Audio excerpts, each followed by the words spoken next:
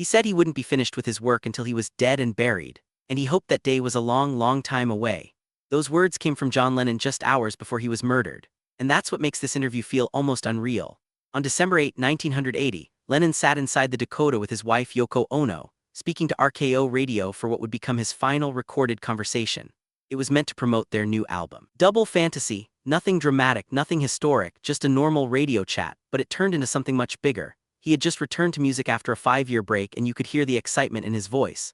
Lennon described his comeback as a diarrhea of creativity. Songs were pouring out of him, ideas were flowing faster than he could handle. He talked about plans for not just one more album, but maybe 2, maybe 3. It sounded like a man who felt he was just getting started again. And much of that energy, he said, came from Yoko. He called her his best friend, his creative partner, and one of only 2 people he'd ever worked with long-term, the other being Paul McCartney. He spoke openly about their relationship, the breakups, the reconciliation, and how working together felt like joy rather than effort. But then the conversation shifted to something more personal: fatherhood. Lennon talked about his 5-year-old son, Sean Lennon, calling him his twin. He described ordinary days spent together, how Sean taught him to be present and authentic. You could hear the pride, and then almost quietly he spoke about regret. His older son, Julian Lennon, had grown up mostly without him. Lennon admitted he hadn't been the father he should have been. There was no defensiveness, just honesty, the kind people usually arrive at much later in life. And then came a strange moment that now feels like chilling foreshadowing.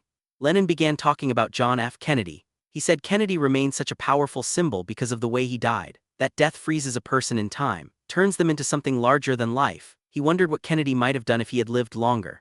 Listening today, it feels like Lennon was unknowingly describing his own future. Decades later, filmmaker Steven Soderbergh used parts of this interview in his documentary John Lennon, The Last Interview. What struck him wasn't fame or history. It was how open, excited, and human Lennon and Ono sounded, as if they had nothing to hide, as if time was on their side, but it wasn't. That hopeful line, wishing for a long, long time before being dead and buried, now feels haunting.